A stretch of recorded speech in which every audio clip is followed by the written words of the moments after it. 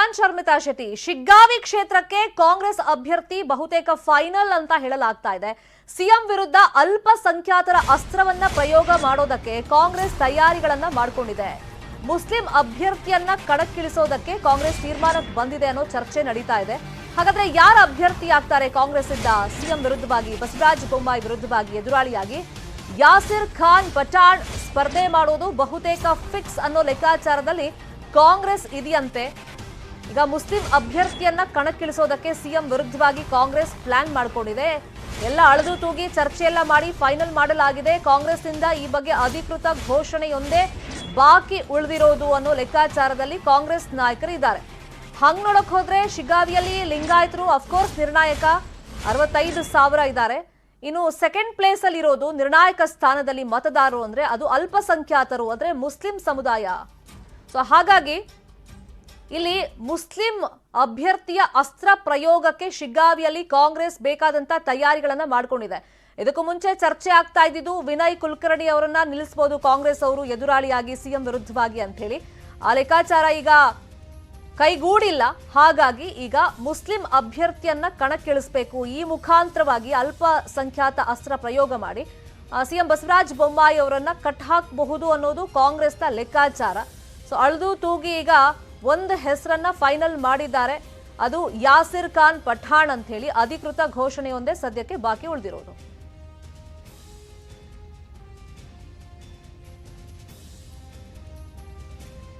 ಇದೇ ವಿಚಾರವಾಗಿ ಇನ್ನಷ್ಟು ಡೀಟೇಲ್ ಆಗಿ ಇನ್ಫಾರ್ಮೇಶನ್ ಕೊಡೋದಕ್ಕೆ ನೇರ ಸಂಪರ್ಕದಲ್ಲಿ ಜಾಯಿನ್ ಆಗಿದ್ದಾರೆ ನಮ್ಮ political bureau head Chidanand Patel. Chidanand Patel, ಇಲ್ಲಿ ಅಲ್ಪಸಂಖ್ಯಾತರ ಮತಗಳನ್ನ ಸೆಳೆಯೋ ಪ್ರಯತ್ನ, ಜೊತೆಗೆ ದಲಿತ ಮತಗಳ ಟಾರ್ಗೆಟ್, ಜೊತೆಗೆ ಈ ಸಮುದಾಯದ ಅಭ್ಯರ್ಥಿಯನ್ನ ಹಾಕೋದ್ರಿಂದ ಯಾವ ತರ ಸಿಎಂಗೆ ಟಫ್ ಫೈಟ್ ಕೊಡಬಹುದು ಕಾಂಗ್ರೆಸ್ನ ಲೆಕ್ಕಾಚಾರದ ಬಗ್ಗೆ ಹೇಳೋದಾದ್ರೆ?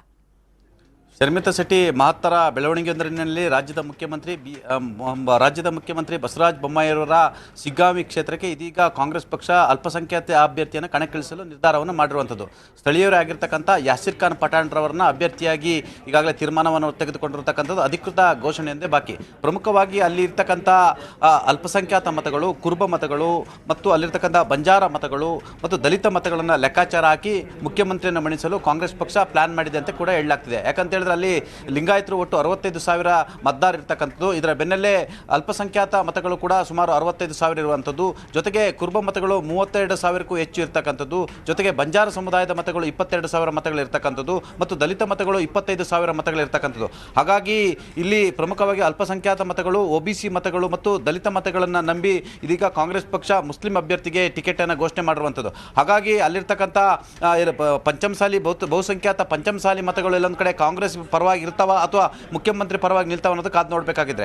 ಆದರೆ ಎಲ್ಲೊಂದು ಕಡೆ ಮುಖ್ಯಮಂತ್ರಿ ಬಸವರಾಜ ಬೊಮ್ಮಾಯಿ ಅವರಿಗೆ ಸೆಡ್ಡು ಹೊಡೆಯಲು ವಿನಯ್ ಕುಲಕರ್ಣಿಯವರನ್ನು ಅಲ್ಲಿ ಚುನಾವಣಾ ಕಣಕ್ಕಿಳಿಸಲಿಕ್ಕೆ ಎಲ್ಲ ಪ್ರಯತ್ನವನ್ನು ಕೂಡ ಕಾಂಗ್ರೆಸ್ ಹೈಕಮಾಂಡ್ ಮಾಡ್ತು. ಆದರೆ ಕೊನೆಗಳಿಗೆಯಲ್ಲಿ ವಿನಯ್ ಕುಲಕರ್ಣಿ ಅವರು ನಾನು ಯಾವುದೇ ಕಾರಣಕ್ಕೂ ಕೂಡ ಮುಖ್ಯಮಂತ್ರಿಗಳ ಕ್ಷೇತ್ರ ಆಗಿರ್ತಕ್ಕಂಥ ಶಿಗ್ಗಾವಿ ಕ್ಷೇತ್ರಕ್ಕೆ ನಾನು ಸ್ಪರ್ಧೆ ಮಾಡೋದಿಲ್ಲ ಅಂತೇಳಿ ಸ್ಪರ್ಧೆಯಿಂದ ಹಿಂದೇಟು ಹಾಕಿದ ಮೇಲೆ ಅಂತಿಮವಾಗಿ ಅನಿವಾರ್ಯವಾಗಿ ಕಾಂಗ್ರೆಸ್ ಪಕ್ಷ ಇದೀಗ ಅಲ್ಪಸಂಖ್ಯಾತ ಅಭ್ಯರ್ಥಿಯನ್ನು ಘೋಷಣೆ ಮಾಡಿರುವಂಥದ್ದು. ಈ ಎಲ್ಲದರ ನಡುವೆ ಕೂಡ ಅಲ್ಲಿ ಇನ್ನೋರ್ವ ಪಂಚಮಸಾಲಿ ಲಿಂಗಾಯತ ಸಮುದಾಯದ ನಾಯಕ ಆಗಿರ್ತಕ್ಕಂಥ ಈ ಹಿಂದೆ ಭಾರತೀಯ ಜನತಾ ಪಕ್ಷದಲ್ಲಿದ್ದಂಥ ಸೋಮಣ್ಣ ಬೇವಿನಮರದ ಹೆಸರು ಕೂಡ ಬಹಳಷ್ಟು ಅಲ್ಲಿ ಪ್ರಚಲಿತದಲ್ಲಿತ್ತು. ಆದರೆ ಕೊನೆಗಳಿಗೆಲ್ಲಿ ಅಲ್ಲಿರ್ತಕ್ಕಂಥ ಅಲ್ಪಸಂಖ್ಯಾತ ಮತಗಳನ್ನು ನಂಬಿ ಅನಿವಾರ್ಯವಾಗಿ ಅಲ್ಪಸಂಖ್ಯಾತ ಅಭ್ಯರ್ಥಿಗೆ ಟಿಕೆಟ್ ಕೊಟ್ಟಿದ್ದಾರೆ ಅಂತ ಹೇಳಲಾಗ್ತಿದೆ. ಯಾಕಂತ ಹೇಳಿದ್ರೆ ಇಲ್ಲಿ ಶಿಗ್ಗಾವಿಯಲ್ಲಿ ಮುಖ್ಯಮಂತ್ರಿ ಬಸವರಾಜ ಬೊಮ್ಮಾಯಿ ಕೂಡ ಎಲ್ಲೊಂದು ಕಡೆ ಲಿಂಗಾಯತ ಅಭ್ಯರ್ಥಿ ಆಗಿದ್ದರಿಂದ ಅಲ್ಲಿ ಮತ್ತೋರ್ವ ಲಿಂಗಾಯತ ಅಭ್ಯರ್ಥಿಯನ್ನು ನಿಲ್ಲಿಸೋದ್ರಿಂದ ಎಲ್ಲೊಂದು ಕಡೆ ಸಂಪೂರ್ಣವಾಗಿ ಲಿಂಗಾಯತ ಮತಗಳು ಬಸವರಾಜ ಬೊಮ್ಮಾಯಿಗೆ ಹೋಗುತ್ತೆ ಎಂಬ ಗ್ಯಾರಂಟಿ ಕಾರಣಕ್ಕಾಗಿ ಇದೀಗ ಅಲ್ಪಸಂಖ್ಯಾತ ಮತಗಳನ್ನು ನಂಬಿ, OBC ಮತಗಳನ್ನು ನಂಬಿ ಮತ್ತು ದಲಿತ ಮತಗಳನ್ನು ನಂಬಿ ಇದೀಗ ಯಾಸಿರ್ ಖಾನ್ ಯೂಸುಫ್ ಪಠಾಣ್ ರವರ ಹೆಸರನ್ನು ಅಂತಿಮಗೊಳಿಸಿರ್ತಕ್ಕಂಥ ಕಾಂಗ್ರೆಸ್ ಹೈಕಮಾಂಡ್ ಇದೀಗ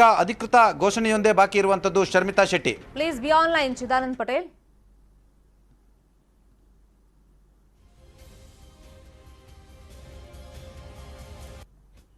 ಕಾಂಗ್ರೆಸ್ ಅವರು ಮೊದಲ ಲಿಸ್ಟ್ ರಿಲೀಸ್ ಮಾಡಿದಾಗ ಎಲ್ಲವೂ ಕೂಲ್ ಆಗಿತ್ತು. ಸೆಕೆಂಡ್ ಲಿಸ್ಟ್ ರಿಲೀಸ್ ಮಾಡಿದ ಮೇಲೆ ಅಲ್ಲಲ್ಲಿ ಬಂಡಾಯ ಕಾಣಿಸ್ಕೊಳ್ತು. ಈಗ 3ನೇ ಲಿಸ್ಟ್ ಜೊತೆಗೆ 4ನೇ ಲಿಸ್ಟ್ ಕೂಡ ರಿಲೀಸ್ ಆಗುತ್ತೆ. ಯಾಕಂದ್ರೆ ಒಂದಿಷ್ಟು ಕ್ಷೇತ್ರಗಳು ಕಗ್ಗಂಟಾಗಿದೆ. ಮ್ಯಾರಥಾನ್ ಸಭೆಗಳನ್ನ ಮಾಡಿದ್ರು ಕೂಡ ಫೈನಲ್ ಆಗ್ತಾ ಇಲ್ಲ ಪಟ್ಟಿ. ಹಾಗಾಗಿ ಕಾಂಗ್ರೆಸ್ ಸದ್ಯಕ್ಕೆ ಕಾದು ನೋಡುವಂತ ತಂತ್ರದ ಮೊರೆ ಹೋಗಿದೆ ಅಂತ ಹೇಳಲಾಗ್ತಾ ಇದೆ. ಯಾರನ್ನ ವೇಟ್ ಮಾಡ್ತಿದ್ದಾರೆ ಹಾಗಾದ್ರೆ ಕಾಂಗ್ರೆಸ್ ಅವರು? ಬಿಜೆಪಿದು ಒಂದು ಲಿಸ್ಟ್ ರಿಲೀಸ್ ಆಗಿಲ್ಲ.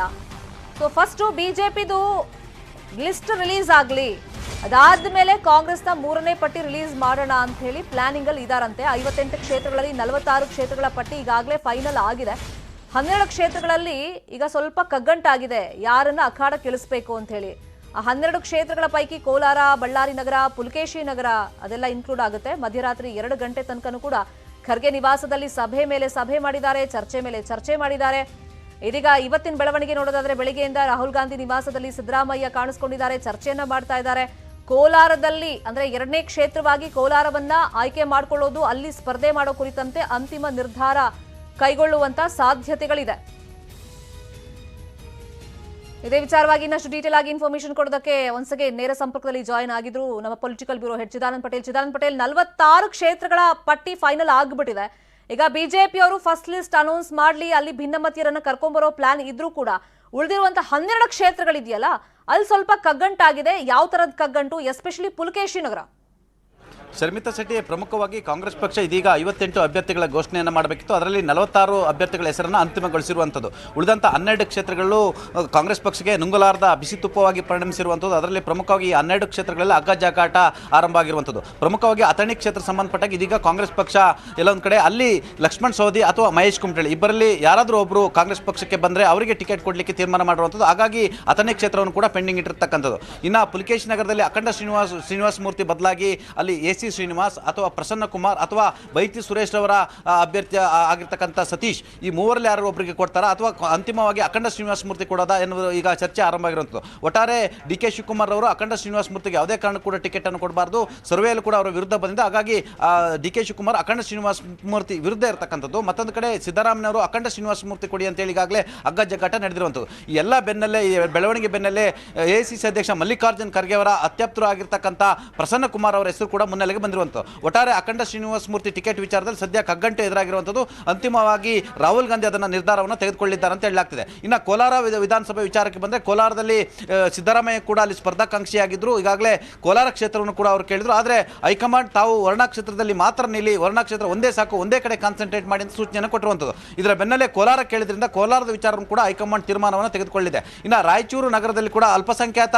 ಅಭ್ಯರ್ಥಿಗೆ ಟಿಕೆಟ್ ಕೊಡಬೇಕಾ ಅಥವಾ ಬೋಸರಾಜ್ ಅವರು ಕೊಡಬೇಕಂತೇಳಿ ಕಗ್ಗಂಟು ಎದುರಾಗಿರುವಂಥದ್ದು. ಹಾಗಾಗಿ ಮಲ್ಲಿಕಾರ್ಜುನ್ ಖರ್ಗೆ ಅವರು ಅಂತಿಮ ನಿರ್ಧಾರವನ್ನು ತೆಗೆದುಕೊಳ್ತಾರೆ ಅಂತ ಹೇಳಲಾಗ್ತಿದೆ. ಇನ್ನು ಶಿವಮೊಗ್ಗ ನಗರದಲ್ಲಿ ಕೂಡ ಟಿಕೆಟ್ ವಿಚಾರದಲ್ಲಿ ಕಗ್ಗಂಟು ಎದುರಾಗಿರುವಂಥದ್ದು. ಈಗಾಗಲೇ ಅಲ್ಲಿ ಏನು ಲಿಂಗಾಯತ ಅಭ್ಯರ್ಥಿಗೆ ಕೊಡಬೇಕಾ ಅಥವಾ ಒಕ್ಕಲಿಗ ಅಭ್ಯರ್ಥಿ ಕೊಡಬೇಕಾ ಅಥವಾ ಕೊನೆಗೆ 500 ಮಂಜಾತ್ ಒಂದು ವೇಳೆ ಪಕ್ಷಕ್ಕೆ ಬಂದರೆ 500 ಮಂಜಾತ್ ಕೊಡಬೇಕಂತೇಳಿ ಎಲ್ಲ ಒಂದು ಕಡೆ ಕಾಂಗ್ರೆಸ್ ಪಕ್ಷದವರು ಒಂದಷ್ಟು ಡಿಸ್ಟರ್ಬ್ ಆಗಿರುವಂಥದ್ದು. ಒಂದು ಕಡೆ DK ಶಿವಕುಮಾರ್ ಅವರು ಸುಂದರೇಶ್ ಕೊಡಬೇಕಂತ ಹೇಳಿದ್ರೆ ಈಗಾಗಲೇ ಉಳಿದಂಥವರು ಯೋಗೀಶ್ ಅವರಿಗೆ ಕೊಡಬೇಕು ಅಂತೇಳಿ ಈಗಾಗಲೇ ಒತ್ತಡ ಆಗ್ತಿರುವಂಥದ್ದು. ಯೋಗೀಶ್ ಅವರು ಅಲ್ಲಿ ಸ್ಥಳೀಯರಾಗಿರ್ತಕ್ಕಂಥದ್ದು. ಈಶ್ವರಪ್ಪನವರು ಏನು ಸ್ಪರ್ಧೆ ಮಾಡ್ತಕ್ಕಂಥ ವಾರ್ಡ್ನಲ್ಲೇ ಅವರು 3 ಬಾರಿ ಗೆದ್ದಿರ್ತಕ್ಕಂಥವರು ಮತ್ತು ಲಿಂಗಾಯತ ಸಮುದಾಯದವರು ಯೋಗೀಶ್ ಅವರು ಕೊಟ್ಟೆ ಅನುಕೂಲ ಆಗುತ್ತೆ ಅನ್ನೋದು ಹಲವಾರು ಲೆಕ್ಕಾಚಾರ. ಹಾಗಾಗಿ ಇದೀಗ ಏನು ಶಿವಮೊಗ್ಗ ನಗರ ಕ್ಷೇತ್ರವನ್ನು ಕೂಡ ಪೆಂಡಿಂಗ್ ಇಟ್ಟಿರ್ತಕ್ಕಂಥದ್ದು. ಒಟ್ಟಾರೆ 12 ಕ್ಷೇತ್ರಗಳು ಈಗ ಕಾಂಗ್ರೆಸ್ ಪಕ್ಷಕ್ಕೆ ಕಗ್ಗಂಟಾಗಿರುವಂಥದ್ದು. ಈ 12 ಕ್ಷೇತ್ರಗಳದ್ದು ಅಂತಿಮವಾಗಿ ಹೈಕಮಾಂಡ್ ನಿರ್ಧಾರ ಮಾಡಲಿದೆ ಅಂತ ಹೇಳಲಾಗ್ತಿದೆ. ಆದರೆ ಕಾಂಗ್ರೆಸ್ ಪಕ್ಷದ ಪಟ್ಟಿ, ಭಾರತೀಯ ಜನತಾ ಪಕ್ಷದ ಮೊದಲ ಪಟ್ಟಿ ಬಿಡುಗಡೆ ನಂತರ ಕಾಂಗ್ರೆಸ್ ಕೂಡ ತನ್ನ 3ನೇ ಪಟ್ಟಿಯನ್ನು ಅಂದರೆ 46 ಹೆಸರುಗಳ ಪಟ್ಟಿಯನ್ನು ಬಿಡುಗಡೆ ಮಾಡಲಿಕ್ಕೆ ತೀರ್ಮಾನವನ್ನು ತೆಗೆದುಕೊಂಡಿರುವಂಥದ್ದು. ಶರ್ಮಿತಾ ಶೆಟ್ಟಿ, ಥ್ಯಾಂಕ್ ಯು ಚಿದಾನಂದ್ ಪಟೇಲ್ ಈ ಕ್ಷಣದ ಅಪ್ಡೇಟ್ಸ್ಗೆ. ಈಗ ಬಿಜೆಪಿಯ ಮೊದಲ ಪಟ್ಟಿಯನ್ನ ಕಾಂಗ್ರೆಸ್ ನಿರೀಕ್ಷೆ ಮಾಡ್ತಾ ಇದೆ. ಅದು ಒಂದ್ ಕಡೆ ಕಾದು ನೋಡುವ ತಂತ್ರ ಆದ್ರೆ, ಇನ್ನೊಂದು ಕಡೆ ರಾಜಸ್ಥಾನದಲ್ಲಿ ಆಗಿರುವಂತ ಕಗ್ಗಟ್ಟಿನಿಂದಾಗಿ ಕೂಡ ಇದು ಡಿಲೇ ಆಗ್ತಾ ಇದೆ. ಕಾಂಗ್ರೆಸ್ನ 3ನೇ ಪಟ್ಟಿ ಫೈನಲ್ಗೆ ತೊಡಕಾಗಿರೋದು ರಾಜಸ್ಥಾನ. ಯಾವ ತರ ಅಂದ್ರೆ, ರಾಜಸ್ಥಾನದಲ್ಲಿ CM Gehlot versus pilot fight ಮತ್ತೆ ತಾರಕಕ್ಕೇರಿದೆ. ಪೈಲಟ್ ಬಂಡಾಯ ಶಮನದ್ದೇ ರಾಹುಲ್ ಗಾಂಧಿಗೆ ದೊಡ್ಡ ತಲೆನೋವಾಗ್ಬಿಟ್ಟಿದೆ ಮತ್ತೆ. ಯಾಕಂದ್ರೆ ರಾಜಸ್ಥಾನದಲ್ಲಿ ಕಾಂಗ್ರೆಸ್ ಗವರ್ಮೆಂಟ್ ಇದೆ, CM ವಿರುದ್ಧವೇ ಧರಣಿ ಕುತ್ಕೊಂಡ್ಬಿಟ್ಟಿದ್ದಾರೆ ಸಚಿನ್ ಪೈಲಟ್ ಮನ ಒಲಿಕೆ ಮಾಡೋದ್ರಲ್ಲೇ ರಾಹುಲ್ ಗಾಂಧಿ ಬ್ಯುಸಿ ಆಗಿದ್ದಾರೆ. ರಾಜಸ್ಥಾನವನ್ನ ಉಳಿಸ್ಕೊಳ್ಳುವಂತ ಭರದಲ್ಲಿ ಕರ್ನಾಟಕದಲ್ಲಿ 3ನೇ ಪಟ್ಟಿ ವಿಳಂಬವಾಗ್ತಾ ಇದೆ. ಕರ್ನಾಟಕ ಕಾಂಗ್ರೆಸ್ನ 3ನೇ ಪಟ್ಟಿ ಫೈನಲ್ ಆಗದಿರೋದಕ್ಕೆ ಇದೇ ಕಾರಣ ಅನ್ನೋ ಚರ್ಚೆಗಳು ಕೂಡ ನಡೀತಾ ಇದೆ. ಈಗ ರಾಹುಲ್ ಗಾಂಧಿ ಅಂತಿಮ ಮುದ್ರೆ ಬೇಕಾಗುತ್ತೆ, ಅವ್ರ ಜೊತೆ ಚರ್ಚೆ ಮಾಡಿನೇ 3ನೇ ಪಟ್ಟಿಯನ್ನ ಅಂತಿಮಗೊಳಿಸಬೇಕಾಗಿದೆ. ಬೇರೆ ಈಗ ನಾವು ಹೇಳಿದ್ವಲ್ಲ, 46 ಕ್ಷೇತ್ರಗಳ ಫೈನಲ್ ಲಿಸ್ಟ್ ರೆಡಿ ಆಗಿದ್ರು ಕೂಡ ಉಳಿದಿರುವಂತ ಕಗ್ಗಂಟಾಗಿರುವಂತ 12 ಕ್ಷೇತ್ರಗಳ ಪೈಕಿ ಇಲ್ಲಿ ಡಿಸಿಷನ್ ಮೇಕರ್ ಅಂದ್ರೆ ರಾಜ್ಯದ ನಾಯಕರು ಹೇಳಿದ್ರು ಕೂಡ ಅಲ್ಟಿಮೇಟ್ ಆಗಿ ಒಂದು ಗ್ರೀನ್ ಸಿಗ್ನಲ್ ಅಂತ ರಾಹುಲ್ ಗಾಂಧಿ ಕಡೆಯಿಂದ ಸಿಗಬೇಕಾಗಿರೋದ್ರಿಂದ, ರಾಹುಲ್ ಗಾಂಧಿ ಈಗ ರಾಜಸ್ಥಾನದ ಬಿಕ್ಕಟ್ಟಿನ ಶಮನಕ್ಕೆ ಮುಂದಾಗಿರೋದ್ರಿಂದ ಇದು ಸ್ವಲ್ಪ ಡಿಲೇ ಆಗ್ತಾ ಇದೆ. ರಾಜಸ್ಥಾನ ಉಳಿಸ್ಕೊಳ್ಳುವಂತ ಯತ್ನದಲ್ಲಿ ರಾಹುಲ್ ಗಾಂಧಿ ಬ್ಯುಸಿ ಆಗಿರೋದ್ರಿಂದ ಕರ್ನಾಟಕದ 3ನೇ ಲಿಸ್ಟ್ ಬಗ್ಗೆ ಅಷ್ಟಾಗಿ ಕಾನ್ಸಂಟ್ರೇಟ್ ಮಾಡಕ್ ಸದ್ಯಕ್ಕಾಗ್ತಾ ಇಲ್ಲ.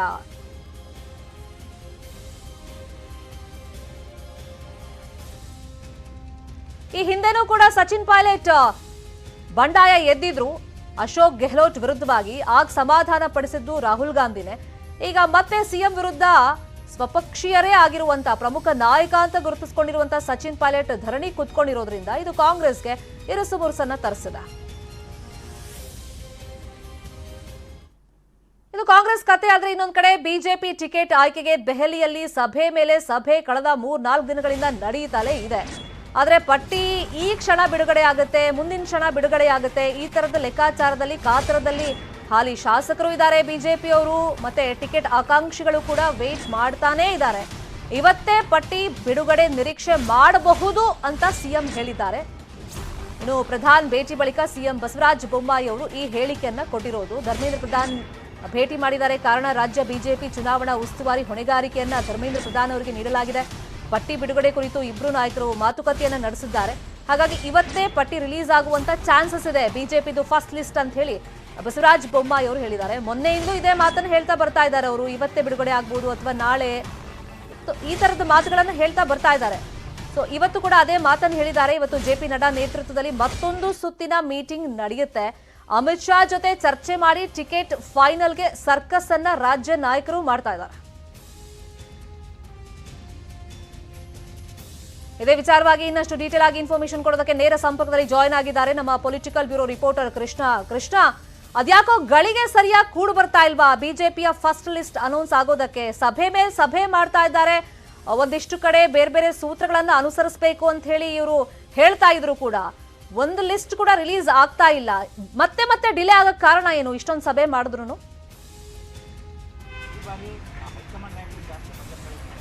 ಖಂಡಿತವಾಗ್ಲೂ ಶರ್ಮಿತಾ, ಎಲ್ಲವನ್ನೂ ಕೂಡ ಕಾರಣ ಇದೆ ಅಂತ ಹೇಳ್ಬೋದು. ಯಾಕಂದ್ರೆ ಈಗಾಗಲೇ ಇವತ್ತು ಮಂಗಳವಾರ ಅದು ಒಂದು ರೀತಿ ಗಳಿಗೆಯನ್ನು ಕೂಡ ಬಿಜೆಪಿ ನಾಯಕರು ನೋಡ್ತಾ ಇದ್ದಾರೆ ಅನ್ನುವಂಥದ್ದು. ಮತ್ತೆ ಈಗ ಕಳೆದ 1 ವಾರಗಳಿಂದಲೂ ಕೂಡ ಬಿಜೆಪಿ ಅಭ್ಯರ್ಥಿಗಳಿಗೆ ಸಂಬಂಧಪಟ್ಟಂತೆ ಟಿಕೆಟ್ ಆಯ್ಕೆ ಕಸರತ್ತನ್ನ ಮಾಡ್ತಾ ಇದ್ದಾರೆ. ಅದರ ಅಂತಿಮ ಮಾಡುವಂತ ನಿಟ್ಟಿನಲ್ಲಿ ಕೂಡ ಇನ್ನೂ ಕೂಡ ತೀರ್ಮಾನವನ್ನ ಮಾಡಿಲ್ಲ. ಯಾಕಂದ್ರೆ ಶರ್ಮಿತಾ, ಈಗಾಗಲೇ ಹಿರಿಯರಿಗೆ ಟಿಕೆಟ್ ಮಿಸ್ ಮಾಡಿ ಅಂದ್ರೆ ಹಿರಿಯರಿಗೆ ಕೊಟ್ಟು ಹೊಸಬರಿಗೆ ಟಿಕೆಟ್ ಕೊಡುವಂತ ವಿಚಾರದಲ್ಲಿ ಕೂಡ ಲೆಕ್ಕಾಚಾರ ಹಾಕಲಾಗಿದೆ. ಒಂದ್ ವೇಳೆ ಹೊಸಬರಿಗೆ ಟಿಕೆಟ್ ಕೊಟ್ಟರಲೇ ಆದಲ್ಲಿ ಯಾವ ರೀತಿಯಾಗಿ ಗೆಲ್ತಾರೆ ಅನ್ನೋ ಒಂದು ವಿಚಾರ ಪ್ರಸ್ತಾಪ ಮಾಡಿದ ಸಂದರ್ಭದಲ್ಲಿ ಅವರ ವಿರುದ್ಧವಾಗೂ ಕೂಡ ಅಭಿಪ್ರಾಯ ಒಂದು ರೀತಿ ವ್ಯತಿರಿಕ್ತವಾಗಿ ಬಂದಿರುವಂತದ್ದು. ಅದಕ್ಕೋಸ್ಕರವಾಗಿನೇ ಒಂದು ರೀತಿ ಹಳದಿ ತೂಗಿ ಅಭ್ಯರ್ಥಿಗಳನ್ನು ಆಯ್ಕೆ ಮಾಡುವಂತ ನಿಟ್ಟಿನಲ್ಲಿ ಕಸರತ್ತನ್ನು ಮಾಡ್ತಾ ಇದ್ದಾರೆ. ಈಗಾಗಲೇ ಮುಖ್ಯಮಂತ್ರಿಗಳು ದೆಹಲಿಯಲ್ಲಿ ಬಿಟ್ಬಿಟ್ಟಿದ್ದಾರೆ. ಮಾಜಿ ಮುಖ್ಯಮಂತ್ರಿ ಬಿ ಎಸ್ ಯಡಿಯೂರಪ್ಪನವರು ನಿನ್ನೆ ಸಭೆ ಮುಗಿಸಿ ಬೆಂಗಳೂರಿಗೆ ಬಂದಿದ್ದಾರೆ. ಮತ್ತೆ ಈಗಾಗಲೇ ಮುಖ್ಯಮಂತ್ರಿಗಳು ಬೆಳಗ್ಗೆ ಧರ್ಮೇಂದ್ರ ಪ್ರಧಾನ್ ಅವರನ್ನ ಭೇಟಿ ಮಾಡಿ ಸುಮಾರು ಹೊತ್ತು ಮಾತುಕತೆಯನ್ನು ಕೂಡ ನಡೆಸಿದ್ದಾರೆ. ಜೆಪಿ ನಡ್ಡಾ ಅವರನ್ನು ಕೂಡ ಮಾತುಕತೆ ನಡೆಸುವ ಮುಖಾಂತರವಾಗಿ ಅಂತಿಮವಾಗಿ ಪಟ್ಟಿಯನ್ನು ಆಯ್ಕೆ ಮಾಡುವಂತ ನಿಟ್ಟಿನಲ್ಲಿ ಕೂಡ ಕಸರತ್ತನ್ನು ಮಾಡ್ತಾ ಇದ್ದಾರೆ. ಇವತ್ತು ಕೇಂದ್ರ ಗೃಹ ಸಚಿವ ಅಮಿತ್ ಶಾ ಅವರು ಸಂಜೆ ದೆಹಲಿಗೆ ವಾಪಸ್ ಆಗ್ತಾ ಇದ್ದಾರೆ. ಸಂಜೆ ಮತ್ತೊಮ್ಮೆ ಸಭೆಯನ್ನು ಮಾಡೋದ್ರ ಮುಖಾಂತರವಾಗಿ ಟಿಕೆಟ್ ಅನ್ನು 170ರಿಂದ 180 ಕ್ಷೇತ್ರಗಳಿಗೆ ಸಂಬಂಧಪಟ್ಟಂತೆ ಟಿಕೆಟ್ ಆಯ್ಕೆ ಮಾಡುವಂತ ವಿಚಾರದಲ್ಲೂ ಕೂಡ ತೀರ್ಮಾನಕ್ಕೆ ಮುಂದಾಗಿರುವಂತದ್ದು. ಶರ್ಮಿತಾ, ಈಗಾಗಲೇ ಮುಖ್ಯವಾಗಿ ಟಿಕೆಟ್ ಪಟ್ಟಿ ಪ್ರಕಟ ಈಗಾಗಲೇ ನಿರೀಕ್ಷೆಯನ್ನ ಟಿಕೆಟ್ ಆಕಾಂಕ್ಷಿಗಳು ದೊಡ್ಡ ಮಟ್ಟದಲ್ಲಿ ಮಾಡ್ತಾ ಇದ್ದಾರೆ. ಆದ್ರೆ ಇದುವರೆಗೂ ಕೂಡ ರಾಜ್ಯದ ಬಿಜೆಪಿ ನಾಯಕರು ಆಗ್ಲಿ ಹೈಕಮಾಂಡ್ ನಾಯಕರು ಇನ್ನೂ ಕೂಡ ನಿರ್ಧಾರವನ್ನ ಮಾಡಿಲ್ಲ. ಎಲ್ಲ ಒಂದ್ ಕಡೆ ಟಿಕೆಟ್ ಆಕಾಂಕ್ಷಿಗಳು ದೊಡ್ಡ ಮಟ್ಟದಲ್ಲಿ ಒತ್ತಡಕ್ಕೆ ಈಗಾಗಲೇ ಸಿಲ್ಕೊಂಡಿರುವಂತದ್ದು. ಯಾಕಂದ್ರೆ ಕೊನೆ ಕ್ಷಣದಲ್ಲಿ ನಮಗೆ ಟಿಕೆಟ್ ಸಿಕ್ಕಿಲ್ಲ ಅಂತಂದ್ರೆ ತಮ್ಮ ಮುಂದಿನ ರಾಜಕೀಯ ಭವಿಷ್ಯ ಏನು ಅನ್ನೋ ಒಂದು ಚಿಂತೆಯಲ್ಲಿ ಇರುವಂತದ್ದು. ಅದಕ್ಕೋಸ್ಕರವಾಗಿನೇ ಈಗಾಗಲೇ ಒಂದಷ್ಟು ಜನ ಶಾಸಕರು ದೆಹಲಿಗೆ ದಂಡಯಾತ್ರೆ ಮಾಡಿದ್ರೆ, ಮತ್ತೊಂದು ಶಾಸಕರು ಈಗಾಗಲೇ ಮುಖ್ಯಮಂತ್ರಿಗಳಾಗಿರ್ಬೋದು ಮತ್ತೆ ಬೇರೆ ಬೇರೆ ನಾಯಕರಿಗೆ ಫೋನ್ ಮಾಡಿ ಒತ್ತಡವನ್ನು ಹಾಕ್ತಾ ಇದ್ದಾರೆ. ಅದಕ್ಕೋಸ್ಕರವಾಗಿನೇ ಇವತ್ತು ದೊಡ್ಡ ಮಟ್ಟದಲ್ಲಿ ಒತ್ತಡ ಬಂದ ಕಾರಣಕ್ಕೋಸ್ಕರವಾಗಿ ಮುಖ್ಯಮಂತ್ರಿಗಳು ಇವತ್ತು ಅನಿವಾರ್ಯವಾಗಿ ಬಂದು ಮಾಧ್ಯಮಗಳ ಜೊತೆ ಮಾತನಾಡಿದ್ದಾರೆ. ಇವತ್ತು ಸಂಜೆ ಒಳಗಡೆ ಪಟ್ಟಿ ನಿರೀಕ್ಷೆ ಮಾಡಬಹುದು ಅನ್ನೋ ಒಂದು ಹೇಳಿಕೆಯನ್ನು ಕೊಟ್ಟಿದ್ದಾರೆ. ಅದು ಕೂಡ ಅದು ನಿಜ ಆಗುವಂತದ್ದು ಅದು ಎಷ್ಟು ಮಟ್ಟಿಗೆ ನಿಜ ಅನ್ನೋದು ಗೊತ್ತಿಲ್ಲ. ಆದ್ರೆ ಈಗ ಮುಖ್ಯವಾಗಿ ಚರ್ಚೆ ಆಗ್ತಾ ಇರುವಂತದ್ದು ಇವತ್ತು ಸಂಜೆ ಒಳಗಡೆ ಅಥವಾ ನಾಳೆ ಬೆಳಗ್ಗೆ ಮೊದಲ ಪಟ್ಟಿ ಪ್ರಕಟ ಆಗುತ್ತೆ. ಅದಕ್ಕೂ ಮುಂಚಿತವಾಗಿ ಅಸಮಾಧಾನ ಅದನ್ನು ಶಮನ ಮಾಡುವಂತ ನಿಟ್ಟಿನಲ್ಲಿ ಕಾರ್ಯತಂತ್ರವನ್ನು ರೂಪಿಸೋದ್ರ ಮುಖಾಂತರವಾಗಿ ಪಟ್ಟಿ ಪ್ರಕಟ ಮಾಡೋದಕ್ಕೆ ಸಿದ್ಧತೆಯನ್ನು ಹೈಕಮಾಂಡ್ ನಾಯಕರು ಮಾಡಿಕೊಂಡಿದ್ದಾರೆ ಅಂತದ್ದು. Sharmita, please be online Krishna. ಒಂದ್ ಕಡೆ ನವದೆಹಲಿಯಲ್ಲಿ ಬಿಜೆಪಿ ಟಿಕೆಟ್ ಆಯ್ಕೆ ಕಗ್ಗಂಟು ಮುಂದುವರೆದಿದೆ. ಸಭೆ ಮೇಲೆ ಸಭೆ ನಡೀತಾ ಇದ್ರೆ ಇಲ್ಲಿ ರಾಜ್ಯದಲ್ಲಿ ಹಿರಿಯ ಶಾಸಕರಿಗೆ, ಬಿಜೆಪಿಯ ಹಿರಿಯ ನಾಯಕರಿಗೆ ಟಿಕೆಟ್ ಕೈ ತಪ್ಪುವಂತ ಆತಂಕ ಇದೆ. ಹಾಗಾಗಿ ಯಡಿಯೂರಪ್ಪ ಅವರ ನಿವಾಸಕ್ಕೆ ಆಕಾಂಕ್ಷಿಗಳು ಪರೇಡ್ ಅನ್ನು ನಡೆಸ್ತಾ ಇದ್ದಾರೆ. ಬೆಳಿಗ್ಗೆಯಲ್ಲೂ ಕೂಡ ಇನ್ನು ಬಿಎಸ್ವೈ ನಿವಾಸಕ್ಕೆ ಶಾಸಕ ಸುರೇಶ್ ಕುಮಾರ್ ಬಂದ್ರು. ಅವರಿಗೆ ಟಿಕೆಟ್ ಮಿಸ್ ಆಗುವಂತ ಸಾಧ್ಯತೆಗಳಿದೆ ಅಂತ ಚರ್ಚೆಗಳು ನಡೀತಾ ಇತ್ತು. ಹಾಗಾಗಿ ಇವತ್ತು ರಾಜಾಜಿನಗರ ಕ್ಷೇತ್ರದ ಟಿಕೆಟ್ ಆಕಾಂಕ್ಷಿಯಾಗಿರುವಂತಹ ಸುರೇಶ್ ಕುಮಾರ್ ಅವರು ಯಡಿಯೂರಪ್ಪನವರನ್ನ ಭೇಟಿ ಮಾಡಿದ್ದಾರೆ, ಚರ್ಚೆಯನ್ನ ಮಾಡಿದ್ದಾರೆ. ಮಾಜಿ ನಗರ ಸಂಘಟನಾ ಕಾರ್ಯದರ್ಶಿ ಎಸ್ ರಘುನಾಥ್ ಹಾಗೇನೆ ಮಾಜಿ ಕಾರ್ಪೊರೇಟರ್ಗಳಾದ ಮಂಜುನಾಥ್, ರಂಗಣ್ಣ ಪ್ರಬಲ ಟಿಕೆಟ್ ಆಕಾಂಕ್ಷಿಯಾಗಿದ್ದಾರೆ ರಾಜಾಜಿನಗರಕ್ಕೆ ಬಿಜೆಪಿಯಿಂದ. ಈ ಹಿನ್ನೆಲೆಯಲ್ಲಿ ಯಡಿಯೂರಪ್ಪ ಅವ್ರ ಜೊತೆ ಸುರೇಶ್ ಕುಮಾರ್ ಅವರು ಚರ್ಚೆ ಮಾಡಿದ್ದಾರೆ. ಹಿಂಗಾದ್ರೂ ಮಾಡಿ ಮತ್ತೆ ತನಗೆ ಟಿಕೆಟ್ ಕೊಡಿಸಿ ಅಂತ ಹೇಳಿ ಒಂದು ಡಿಮ್ಯಾಂಡ್ ಅನ್ನ ಯಡಿಯೂರಪ್ಪ ಮುಂದೆ ಇಟ್ಟಿದ್ದಾರೆ. ಇವರು ಇಷ್ಟೇ ಅಲ್ಲ, ಇನ್ನೂ ಸಾಕಷ್ಟು ಜನ ಹಿರಿಯ ಶಾಸಕರು ಯಡಿಯೂರಪ್ಪ ನಿವಾಸಕ್ಕೆ ಬಂದಿದ್ದಾರೆ. ಈಗ ವಯಸ್ಸಿನ ಮಿತಿ ಕಾರಣ ನಮಗೆಲ್ಲ ಟಿಕೆಟ್ ಮಿಸ್ ಆಗಬಹುದು ಅಂತೇಳಿ ಹಿರಿಯ ಶಾಸಕರು ಯಡಿಯೂರಪ್ಪ ಅವ್ರ ಪರವಾಗಿ ಬ್ಯಾಟ್ ಬೀಸಬೇಕು ಅಂತ ಹೇಳಿ ಕೇಳ್ಕೊಳ್ತಾ ಇದ್ದಾರೆ.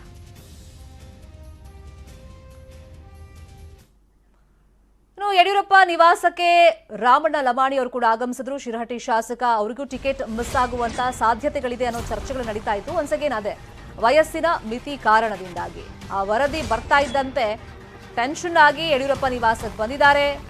ಯಾದಗಿರಿ ಶಾಸಕ ವೆಂಕಟರೆಡ್ಡಿ ಮುದ್ನಾಳ ಕೂಡ ಆಗಮಿಸಿದ್ರು. ಬೆಂಬಲಿಗರ ಜೊತೆಯಲ್ಲೇ ಬಂದು ನನಗೆ ಟಿಕೆಟ್ ಕೊಡಿಸಿ ಅಂತ ಹೇಳಿ ಅಲ್ಲಿ ಒತ್ತಡವನ್ನ ಹೇರೋ ಪ್ರಯತ್ನವನ್ನ ಮಾಡಿದ್ದಾರೆ.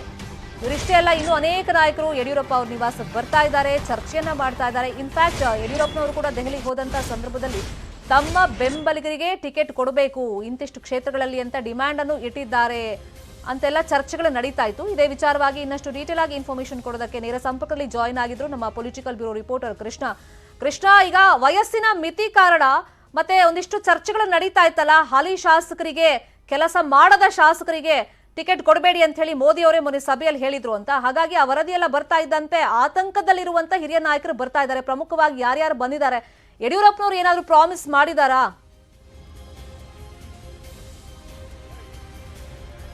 ಶರ್ಮಿತಾ, ಇಲ್ಲಿ ಪ್ರಾಮಿಸ್ ಮಾಡಿದ್ರು ಕೂಡ ಅಂತಿಮವಾಗಿ ತೀರ್ಮಾನ ಮಾಡುವಂತದ್ದು ಹೈಕಮಾಂಡ್ ನಾಯಕರು. ಈಗಾಗಲೇ ಯಡಿಯೂರಪ್ಪನವರು ಹಿರಿಯ ಶಾಸಕರಿಗೆ ಟಿಕೆಟ್ ಕೊಡುವಂತ ನಿಟ್ಟಿನಲ್ಲೂ ಕೂಡ ಅಲ್ಲಿ ಸಭೆಯಲ್ಲಿ ಪ್ರಸ್ತಾಪವನ್ನು ಮಾಡಿದ್ದಾರೆ. ಆದ್ರೆ ಎಲ್ಲ ಒಂದ್ ಕಡೆ ಅಂತಿಮವಾಗಿ ತೀರ್ಮಾನ ಮಾಡುವಂತ ನಿಟ್ಟಿನಲ್ಲೂ ಕೂಡ ಹೈಕಮಾಂಡ್ ನಾಯಕರು ಇನ್ನೂ ಕೂಡ ಆಲೋಚನೆಯನ್ನ ಮಾಡ್ತಾ ಇದ್ದಾರೆ. ಅದೇ ಒಂದು ಕಾರಣಕ್ಕೋಸ್ಕರವಾಗಿ ಇಲ್ಲಿ ಕೊನೆ ಕ್ಷಣದಲ್ಲಿ ಟಿಕೆಟ್ ಮಿಸ್ ಆಗುತ್ತೆ ಅನ್ನೋ ಒಂದು ಕಾರಣಕ್ಕೋಸ್ಕರವಾಗಿ ಹಿರಿಯ ಶಾಸಕರು ಒಂದಷ್ಟು ಜನ ಯಡಿಯೂರಪ್ಪನವರು ಭೇಟಿ ಮಾಡೋದಕ್ಕೆ ಬರ್ತಾ ಇರುವಂತದ್ದು.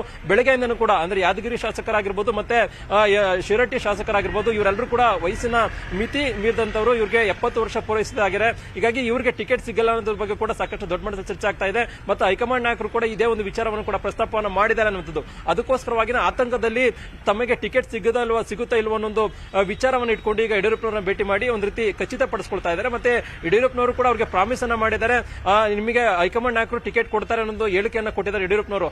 ಆದ್ರೆ ಹೈಕಮಾಂಡ್ ನಾಯಕರು ಯಾವ ರೀತಿ ಇದನ್ನು ತೀರ್ಮಾನ ಮಾಡ್ತಾರೆ ಅನ್ನೋದು ಸಾಕಷ್ಟು ಕುತೂಹಲ ಮೂಡಿಸಿದೆ. ಒಂದ್ ಕಡೆಗೆ ಸುರೇಶ್ ಕುಮಾರ್ ಅವರು ಕೂಡ ಈಗಾಗಲೇ ಟಿಕೆಟ್ ಪ್ರಬಲ ಆಕಾಂಕ್ಷಿಯಾಗಿದ್ದಾರೆ ರಾಜಾಜಿನಗರ ಅವರಿಗೆ. ಈಗಾಗಲೇ ಸುರೇಶ್ ಕುಮಾರ್ ಅವರು ಸಚಿವರಾಗಿದ್ದಾರೆ ಮತ್ತೆ ಬೇರೆ ಬೇರೆ ಹುದ್ದೆಗಳನ್ನು ಕೂಡ ಅನುಭವಿಸಿದ್ದಾರೆ. ಹೀಗಾಗಿ ಅವರಿಗೆ ಟಿಕೆಟ್ ಕೊಡುವ ಬದಲು ಬೇರೆಯವರಿಗೆ ಟಿಕೆಟ್ ಕೊಡೋದ್ರ ಬಗ್ಗೆ ಕೂಡ ಚರ್ಚೆ ಆಗ್ತಾ ಇರುವಂತದ್ದು. ಹೀಗಾಗಿ ಒಂದಷ್ಟು ಜನ ಶಾಸಕರು ಈಗ ಆತಂಕದಿಂದ ಯಡಿಯೂರಪ್ಪನವರ ಭೇಟಿಗೆ ಆಗಮಿಸ್ತಾ ಇದ್ದಾರೆ. ಆದರೆ ಯಡಿಯೂರಪ್ಪನವರು ಎಲ್ಲವೂ ಕೂಡ ಹೈಕಮಾಂಡ್ ನಾಯಕರು ತೀರ್ಮಾನ ಮಾಡ್ತಾರೆ ಅನ್ನೋ ಹೇಳಿಕೆಯನ್ನು ಮಾತ್ರ ಕೊಡ್ತಾ ಇರುವಂತದ್ದು. ಶರ್ಮಿತಾ, ಕೃಷ್ಣ, ಈ ಕ್ಷಣದ ಅಪ್ಡೇಟ್ಸ್ಗೆ.